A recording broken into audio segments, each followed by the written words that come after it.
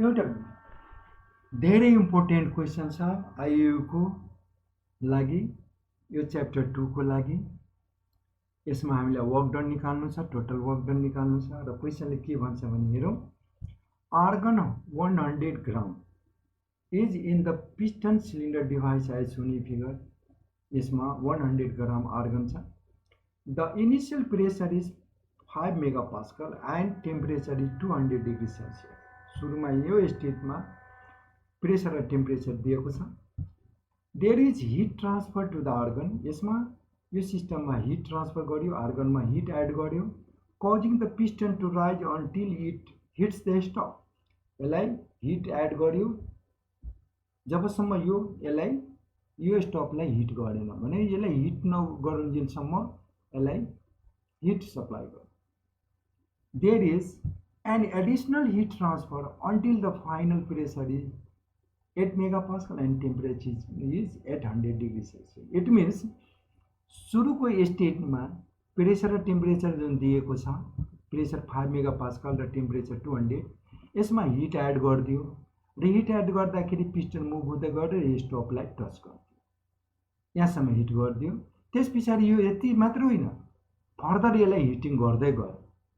Further heating गर्यो भने अब पिस्टन त मुभ हुँदैन, अनि यही पिस्टन स्टोपलाई टच गरिरहेछ भने पिस्टन मुभ हुँदैन। तर भने यसलाई हिट गर्दा गर्दा प्रेसर 8 मेगापास्कल र टेम्परेचर 800 पुग्यो।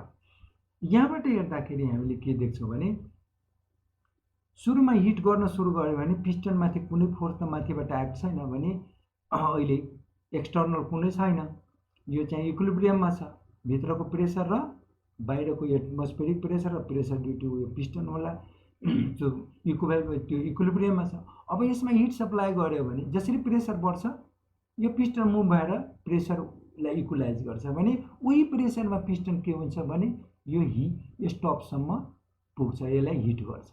अनि त्यस पछाडि फर्दर हिटिङ छ, क्वेसन अनुसार फर्दर हिटिङ छ भने अब पिस्टन मुभ हुँदैन र यसको प्रेसर र टेम्परेचर इन्क्रिज हुन्छ। त्यतिखेरको प्रेसर प्रोसेस चाहिँ कन्स्ट्यान्ट भल्युम हुन्छ भने सुरुको प्रोसेस कन्स्ट्यान्ट प्रेसर हुन्छ, त्यस पछाडिको प्रोसेस कन्स्ट्यान्ट भल्युम हुन्छ। र यहाँ हामीलाई के भन्छ भने, draw PV and TV diagram हामी सजिलै ड्रो गर्न सक्छौँ। Find the total work done in the process. कति वर्क डन भएको छ यो process? Is it work done on or by the system? Work done सिस्टमले गरेको छ कि सिस्टममाथि भएको छ, त्यो पत्ता लगाउन भनिरहेछ। र आरको भ्यालु दिएको छ आर्गनको डिस्मिल। अब यो सजिलो न्युमेरिकलको लागि सबभन्दा पहिला हामी पिभी डायग्राम ड्रो गरिहाल्यो। त्यसको भन्दा पहिला हामीले कुनै पनि न्युमेरिकल सल्भ गर्दाखेरि पढ्दै जाँदाखेरि यसको भ्यालुहरू लेखिदिने, के गिभेन छ भने मास गिभेन छ, यसलाई केजीमा कन्भर्ट गरिदिउँ। सुरुको प्रेसर दिएको छ मेगापास्कल, यसलाई पास्कलमा कन्भर्ट गरिदिउँ। टेम्परेचर दिएको छ डिग्री सेल्सियसमा, यसलाई केल्भिनमा कन्भर्ट गरिदिउँ।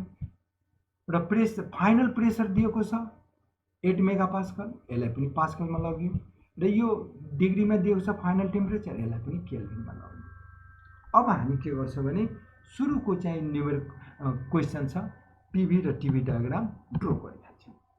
अब यहाँबाट मैले अघि नै एक्सप्लेन गरिदिएँ, सुरुको स्टेटबाट यो यहाँसम्म हिट हुँदाखेरि कन्स्ट्यान्ट प्रेसर हुन्छ र त्यस पछाडि हिट गरिसकेपछि फर्दर हिटिङ कन्स्ट्यान्ट भल्युममा हुन्छ भने दुईवटा प्रोसेस हुन्छ, कन्स्ट्यान्ट प्रेसर र कन्स्ट्यान्ट भल्युम।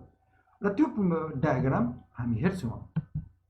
त्यो डायग्राम भनेको यो सुरुमा के भयो भने पिभी डायग्राम हेरौँ, कन्स्ट्यान्ट प्रेसरमा 1 बाट 2 सम्म गयो, पिस्टन यहाँ हिट गर्यो, हिट गरिसकेपछि पिस्टन मुभ भएन र कन्स्ट्यान्ट भल्युममा 2 बाट 3 मा गयो। यही डायग्राम हामी टिभी डायग्राममा पनि देखाइरहेछौँ। कन्स्ट्यान्ट प्रेसरको लाइन टिभी डायग्राममा इन्क्लाइन लाइन हुन्छ, यो 1 to 2 कन्स्ट्यान्ट प्रेसर, त्यसपछि कन्स्ट्यान्ट भल्युमको लाइन भर्टिकल लाइन हो 2 देखि 3 सम्म। पनि हामीले जुन क्वेसन बुझ्यो भने हामी सजिलै यो ड्रो गर्न सक्छौँ। र त्यस पछाडि हामीलाई के निकाल्नु छ भने वर्क डन। वर्क डन हेर्दा यही फिगर हेर्दाखेरि हामी हेरौँ, यहाँबाट वर्क डन निकाल्नलाई हामी के चाहिन्छ त भने यो कन्स्ट्यान्ट प्रेसर प्रोसेस हो, यहाँ भल्युम चेन्ज छ भने वर्क डन ड्युरिङ 1 to 2 हुन्छ। तर 2 देखि 3 सम्म कन्स्ट्यान्ट भल्युम प्रोसेस हो, वर्क डन 0 हुन्छ। भने प्रपर्टी हामीलाई 1 स्टेटको चाहियो, प्रपर्टी हामीलाई 2 स्टेटको चाहियो भने वर्क डन हामी निकाल्न सक्छौँ। यहाँको प्रेसर भोल्युम चाहियो, यहाँको प्रेसर भोल्युम चाहियो भने हामी निकालिदिन सक्छौँ। भने त्यहाँबाट हेरौँ स्टेट 1 तिर जाउँ। स्टेट यो ग्यास भएकोले gas लगाइदिउँ। P1 V1 equals mRT1.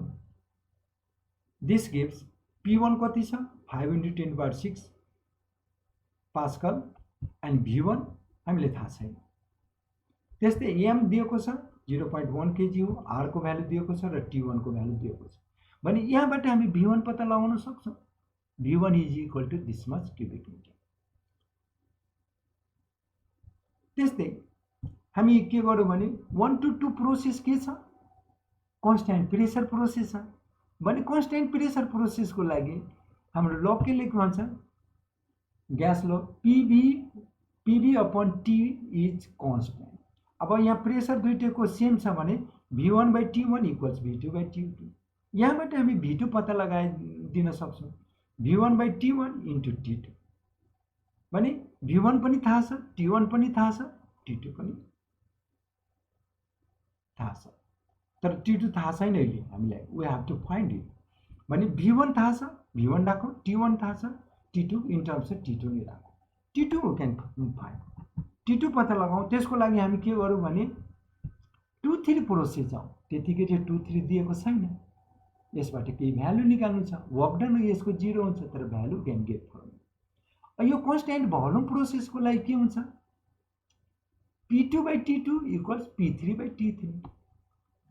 V constant छ भने हामी के यहाँ लेख्छौँ P2/T2 इक्वल्स P3/T3। यहाँबाट T2 को भ्यालु पत्ता लगाउन सक्छौँ and which is equal to P2/P3 into T3। T3 is given अनि P2 पनि थाहा छ, P3 पनि थाहा छ, T3 पनि थाहा छ। This comes to be this much value T2 को भ्यालु। अब यो T2 को भ्यालु हामीले यसमा राखिदियो भने V2 आउँछ भने V2 कम्स दिस मच।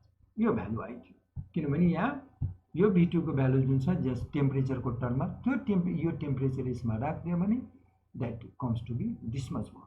अब V2 पत्ता लगाइसकेपछि वर्क डन आइहाल्यो। अब वर्क डनको लागि के हुन्छ भने 1 देखि 3 सम्मको वर्क डन कति हुन्छ भने 1 to 3 वर्क भनेको work done during 1 to 2 and plus work done during 2 to 3। अब यो वर्क डन 0 हुन्छ, 2 देखि 3 सम्मको वर्क डन 0 हुन्छ, 1 to 2 को मात्रै वर्क डन हुन्छ किनभने कन्स्ट्यान्ट प्रेसर प्रोसेस हो, यो constant volume process. So total work done भनेको work done during process 1 to 2। अब 1 to 2 को लागि के हुन्छ भने P1 into V2 minus V1 अनि P1 into V2 minus V1 गर्दाखेरि यो भ्यालु राख्दाखेरि हाम्रो वर्क डन यति जुलमा, यसलाई किलो जुलमा राख्दाखेरि 4.105 किलो जुल आयो and this is our answer. अनि थर्ड के भन्छ भने यो वर्क चाहिँ सिस्टमले गरेको हो कि सिस्टममाथि गरेको।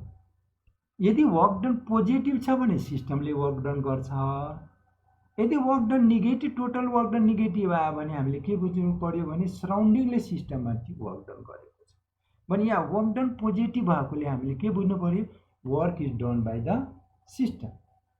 यहाँ लेखिदिएको छ since the work done is positive the work is done by the system and this is the answer. Simple छ यो न्युमेरिकल। अर्को न्युमेरिकल यो छ, यो पनि धेरै नै इम्पोर्टेन्ट हो, आइयुमा सोध्ने यस्तै न्युमेरिकलहरू जेनरली छ। त्यो भएर यो न्युमेरिकलको पनि मैले सल्युसन यही भिडियोको डेस्क्रिप्सनमा राखेको छु।